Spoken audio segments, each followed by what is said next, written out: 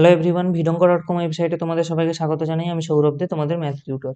এখানে দেখো যে ইন্টিগ্রেশন বা সমাকলনের প্রশ্নটি আমরা করব। এটাকে আমরা কিভাবে সলভ করব? প্রথমত আমরা এখানে আমাদের কি রয়েছে না, sine square x by cos to the power 6x। তো আমরা এখানে sine square x by cos to the power 6x কে ভাঙতে পারি cos square x into cos to the power 4x dx. অর্থাৎ দেখো, এই sine square x by cos square x মিলে গঠন হবে কি ট্যান স্কোয়ার এক্স। আর এই কস টু দি পাওয়ার 4x-টাকে লবে আনলে এটা কি হয়ে যাবে না, সেক to the power 4x dx. তো এরপরে আমরা কি করব, দেখো এখানে আমাদের আছে কি ট্যান স্কোয়ার এক্স, আর sec to the power 4x মানে আমরা একে ভাঙতে পারি sec square x into sec square x into dx. অর্থাৎ integration tan square x into sec square x. আর এই আচ্ছা, এখানে একটা কাজ করা যাক, এই মাঝের সেক স্কোয়ার এক্সটাকে আমরা ভেঙে নিই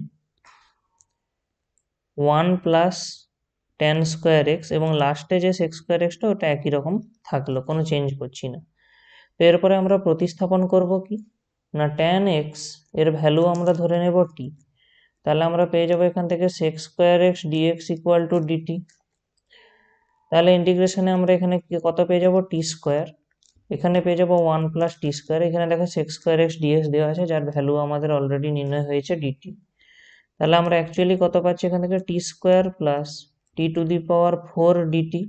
তাহলে ইন্টিগ্রেশন করলে আমরা কত পাবো এখান থেকে, t cube by 3 plus t to the power 5/5 plus c, যেখানে সি হলো একটি সমাকলন ধ্রুবক বা ইন্টিগ্রেশন কনস্ট্যান্ট। তো টি এর মান আমরা কত ধরেছিলাম, ট্যান এক্স, জাস্ট ঘুরে ওটা বসিয়ে দিই। তাহলে আমরা পেয়ে যাবো 1/3 tan cube x plus 1/5 tan to the power 5/x plus C. আমাদের ইন্টিগ্রেশন বা যে সমাকলনটা প্রশ্নে দেওয়া ছিল তার অ্যান্সার হবে এটা। ভিডঙ্ক.com ওয়েবসাইটে ম্যাথটি দেখার জন্য অসংখ্য ধন্যবাদ জানাই। এরকমই নানা প্রশ্ন ও তাদের সমাধানের জন্য আমাদের ওয়েবসাইটটি ভিজিট করো।